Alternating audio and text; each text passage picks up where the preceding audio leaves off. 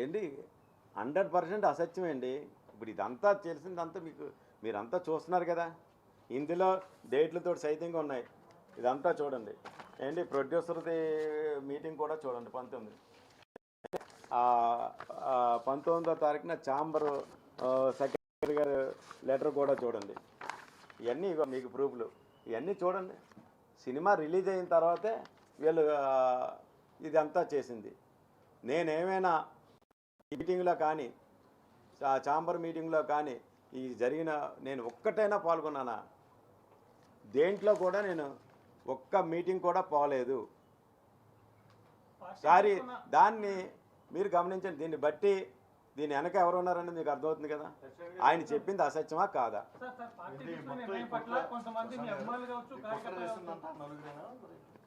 100% అండి. కుట్ర చేసింది అంటే మీకు అర్థమవుతుంది కదా. ఎప్పుడో మే నెల 21, 2024లో తీసుకున్న నిర్ణయాన్ని అది ఇలా సినిమాలు ఉన్నాయని ఆ నిర్ణయాన్ని తొంగలో తొక్కేసి ఈరోజు పెద్ద సినిమాలు ఉన్నాయని జూన్ 1 నుంచి అమలు చేయడానికి వీళ్ళు ఎంత కుట్రలు పన్నారో మీకు అర్థమవుతుందా? చూడండి మాటలు ఆన్ ద రికార్డు చూడండి. బొందని పెట్టింది అతను. ఆ స్క్రోలింగ్ చేసినప్పుడేమో ఈ సోకాల్ సురేష్ బాబు కానీ, దిల్ రాజు గారు కానీ, సునీల్ కానీ ఎవరన్నా ఖండించారా? ఎవరు ఖండించలేదు కదా.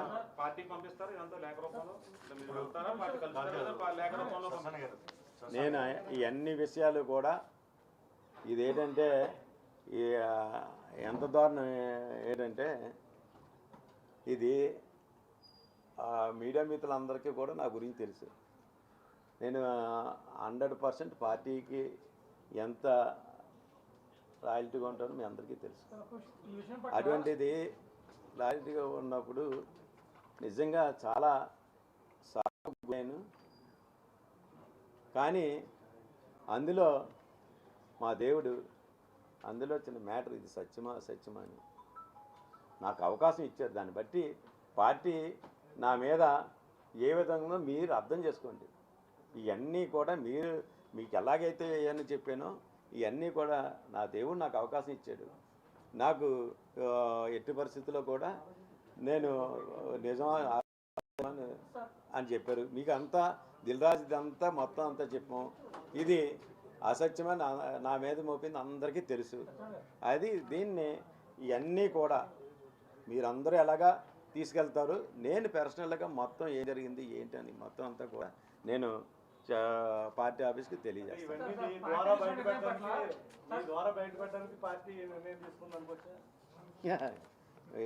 భలేవరండి. అలా కాదు, పార్టీ నిర్ణయం అన్నది పార్టీ నిర్ణయం అనేది ఒకసారి గమనించండి.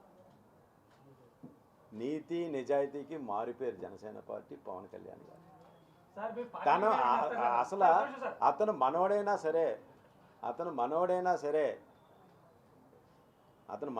సరే మనోడి మీద అభియోగం ఉంది. అంతటి సీతకే తప్పలేదు అగ్ని పరీక్ష. అలాగే మనోడైనా సరే అంతటి రాముడే దేవుడు సీతకి అగ్ని పరీక్ష పెట్టాడు. అలాగే నా దేవుడు నాకు అగ్ని పరీక్షను పెట్టాడు. దాన్ని నేను మీ అందరి ద్వారా కూడా తెలియజేస్తాను. పార్టీ నిర్ణయం పట్ల కొంతమంది అభిమానులు కావచ్చు, కార్యకర్తలు కావచ్చు, ఈ నిర్ణయం సరైనది కాదు అన్నారు. మరి వాళ్ళకి ఏం చెప్తారు మీ సమాధానం?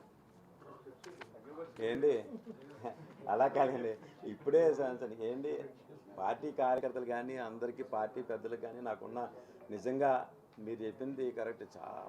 నాకు నా జన సైనికులు, వీర మహిళలు, నా తోటి జనసేన పార్టీ నాయకులు వీళ్ళందరూ కూడా నా వెన్నంటే ఉన్నారు. నిజంగా వాళ్ళ ప్రోత్సాహం నిజంగా సత్యనారాయణ అన్న నువ్వు పార్టీ లాయల్టీ ఇదేంటో నాకు తెలుసు అని అందరూ మాతోటే ఉన్నారు. చాలా నాకంట ఎక్కువ బాధపడిన మాట వాస్తవమే. కానీ వాళ్ళు వాళ్ళందరూ కూడా విద్యులు తెలివైన వాళ్ళు కాబట్టి ఇది పార్టీ సిద్ధాంతాలకు వ్యతిరేకంగా వెళ్ళింది కాదు. కాబట్టి ఇది ఓన్లీ సినిమా వ్యాపారం సంబంధించిన దాంట్లో మన జనసేన నాయకుడి మీద ఏంటంటే ఇండస్ట్రీ మొత్తం ముద్రేసింది. దానిని ఇలా తెలియజేశారని అనుకుంటున్నారు అందరూ, అంతేగాని వేరే. ఎగ్జిబిటర్ సమావేశంలో కూడా దిల్ రాజుని తప్పుపట్టారు. అంటే మీ విషయంలో కొన్ని వ్యాఖ్యలు చేయడం. అలాగే పర్సెంటేజ్ ఇస్తేనే సినిమాలు వేస్తానని చెప్పి ఒక నిర్ణయం తీసుకున్నారు. ప్రెస్ మీట్లో కూడా అనౌన్స్ చేశారు. థియేటర్లో మూసేసే పరిస్థితులు ఏర్పడ్డాయి. ఈ టైంలో ఇలాంటివి కరెక్ట్ కాదని కూడా చెప్తున్నారు. కందులు దుర్గేష్ సినిమాటోగ్రఫీ మంత్రి కొన్ని ఏమైనా సమస్యలు ఉంటే నా దృష్టికి తీసుకురండి, దీన్ని సంతోషిస్తున్నాం. అంటే ఇవన్నీ మరి పరిధిలో వస్తాయంటే 100% అండి. ఏంటి ఇప్పుడు కదండి, డిప్యూటీ సీఎంగా ప్రమాణం చేసిన తర్వాత కలికి సినిమా నిమిత్తం ఈ పెద్ద మనుషులందరూ వెళితే ఆ రోజు రేట్ల గురించి అన్నీ వస్తే ఆ రోజే చెప్పారంటే పవన్ కళ్యాణ్ గారు, మీకు ఏదైనా సమస్యలు ఉంటే మా ముందుకు తీసుకురండి, మేము దాన్ని చర్చించి సీఎం గారి దృష్టిలో మేము అంతా చర్చించి మేము దాన్ని సాల్వే చేద్దామని ఆ రోజే చెప్పారంట. కానీ ఆ విషయం ఎవరు మాకు చెప్పలేదు. ఛాంబరు అంటారు ఆ విషయం మా వాళ్ళు అందరికీ కూడా పిలిచి ఇలా జరుగుతుంది, మీ సమస్యలు ఏంటో రండి సీఎం గారి దగ్గరికి వెళ్దామని ఒక్క మీటింగ్ పెట్టలేదు. సీఎం గారిని కలుద్దామని ఆలోచన రాలేదు. 1 year అయినా. నిజం దుర్గేష్ గారు చెప్పింది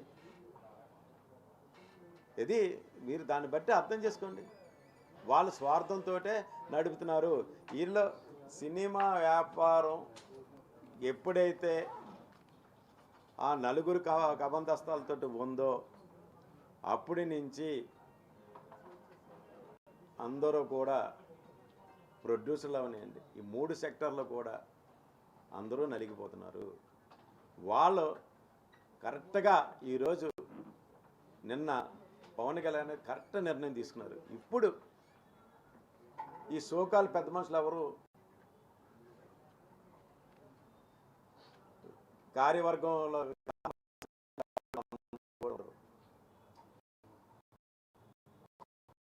కార్యవర్గం సమస్యలతో చాంబర్దానే రావడం నిజంగా చాలా స్వాగతించవలసిన విషయం. అందువల్ల అందరూ కలిసి ఆ ఛాంబర్ ద్వారా, ఛాంబర్ ప్రెసిడెంట్ ద్వారా, ఛాంబర్ కార్యవర్గం ద్వారా వాళ్ళు రమ్మన్నారు. అన్ని సమస్యలు కూడా వాళ్ళ ద్వారా తెలియజేస్తారు.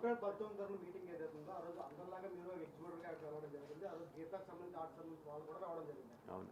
జరిగిన 5 నిమిషాల 10 నిమిషాల మీటింగ్ లో కూడా కీలక వీడియో ఫుటేజ్ నా దగ్గర ఉందని చెప్పేసి దిల్దా చెప్పాడు. అయితే అందరూ మాట్లాడేది కూడా అక్కడ లోపలగా మాట్లాడే విషయం, కానీ మిమ్మల్ని అందరూ టార్గెట్ చేయాల్సిన అవసరం వచ్చింది.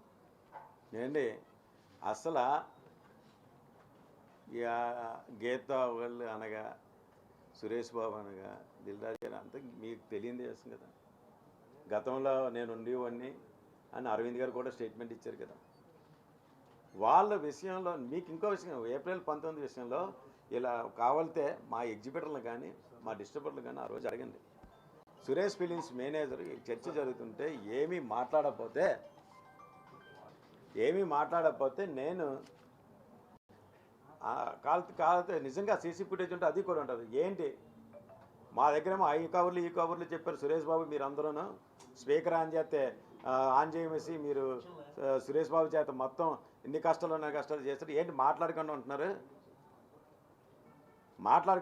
ఏంటి? మీ అభిప్రాయంగా ఫేర్గా చెప్పండి అని కూడా నేను 19 మీటింగ్లో ఆ వీడియో కూడా ఉంటే అది చాలా మంచిది. వీడియో కూడా ఉంటే ఆ వీడియోలో కూడా ఇంకో విషయం కూడా జరిగింది. ఏంటంటే డిస్ట్రిబ్యూటర్లు ఒప్పుకోకపోతే డిస్ట్రిబ్యూటర్లు అందరూ కూడా మీ అభిప్రాయం ఏంటండి డిస్ట్రిబ్యూటర్ గారిని కూడా నన్ను అడిగారు. డిస్ట్రిబ్యూటర్ గారు కూడా అంటే నేను కూడా మీతో ఏకీపిస్తున్నాను, ఎందుకంటే ఎక్కువ పెడితే రెంట్లు అయితేనే మన డిస్ట్రిబ్యూటర్కి మిగులుతుంది. ఈ డిస్ట్రిబ్యూటర్గా అయితే మీకు ఓటేస్తాను, అందులో తేడా లేదు.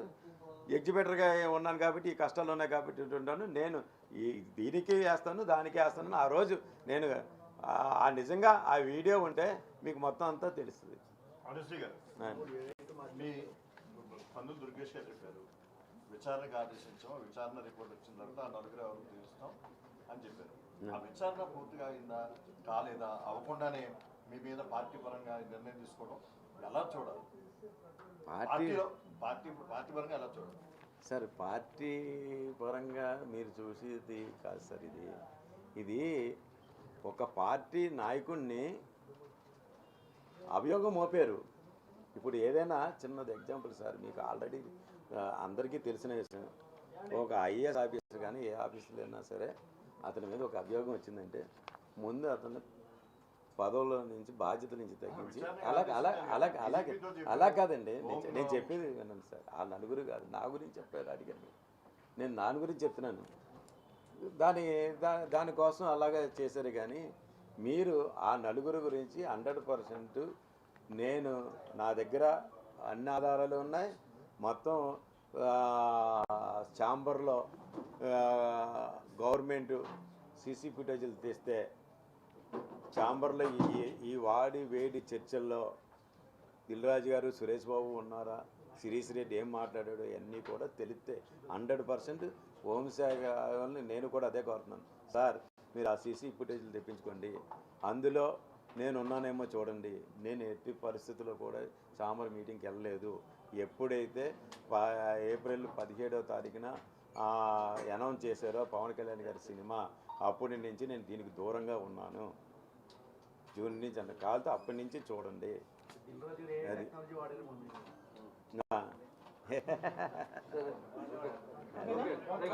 చాలా